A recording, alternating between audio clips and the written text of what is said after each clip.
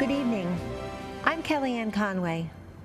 100 years ago, courageous warriors helped women secure the right to vote. This has been a century worth celebrating, but also a reminder that our democracy is young and fragile. A woman in a leadership role can still seem novel. Not so for President Trump. For decades, he has elevated women to senior positions in business and in government. He confides in and consults us, respects our opinions, and insists that we are on equal footing with the men.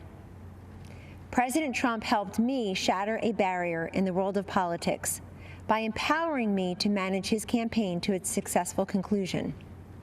With the help of millions of Americans, our team defied the critics, the naysayers, the conventional wisdom, and we won. For many of us, women's empowerment is not a slogan. It comes not from strangers on social media or sanitized language in a corporate handbook.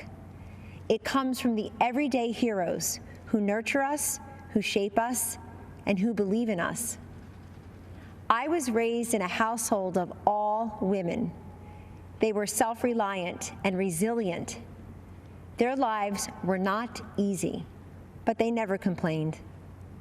Money was tight, but we had an abundance of what mattered most: family, faith, and freedom.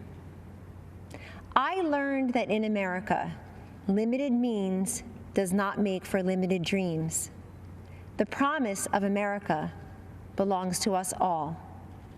This is a land of inventors and innovators, of entrepreneurs and educators, of pioneers and parents, each contributing to the success and the future of a great nation and her people. These everyday heroes have a champion in President Trump. The teacher who took extra time to help students adjust to months of virtual learning. The nurse who finished a 12-hour COVID shift and then took a brief break only to change her mask, gown, and gloves to do it all over again. The small business owner striving to reopen after the lockdown was lifted, and then again after her store was vandalized and looted.